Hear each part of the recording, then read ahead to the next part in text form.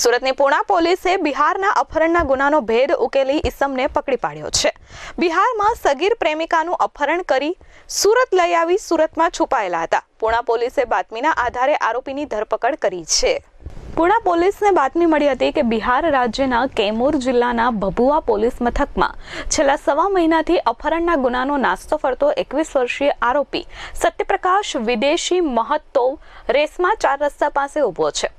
સત્યપ્રકાશે પૂછપરછ કરતા જણાવ્યું હતું કે અમારા ગામ વતન ખાતે રહેતી 14 વર્ષીય કિશોરી અને હું આજથી 3 વર્ષ પહેલા અમારા ગામના માર્કેટમાં મળ્યા હતા અને બાદમાં અમારી વચ્ચે મિત્રતા થઈ હતી.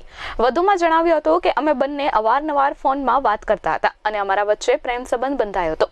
બંને એકબીજાને પ્રેમ કરતા હતા અને બંનેને લગ્ન કરવા હતા, પરંતુ ઘરના સભ્યો માને નહીં અને લગ્ન નહીં કરાવે તેવી અમને ખબર હતી, જેથી અમે ભાગીને લગ્ન કરવાનું નક્કી કર્યું હતું. અમે બંને 21 નવેમ્બર 2024ના રોજ અમારા ઘરેથી કોઈને પણ કીધા વગર ટ્રેન મારફતે સુરત આવી ગયા હતા.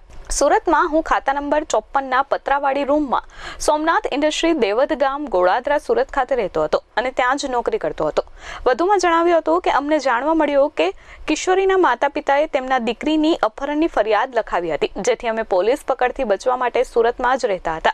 પોલીસે સત્યપ્રકાશને પકડી બિહારના અપહરણના ગુનાનો ભેદ ઉકેલી કાઢ્યો છે. આ સાથે જ સત્યપ્રકાશની સાથે કિશોરી પણ મળી આવી છે, જેને પરિવારને સોંપવામાં આવશે.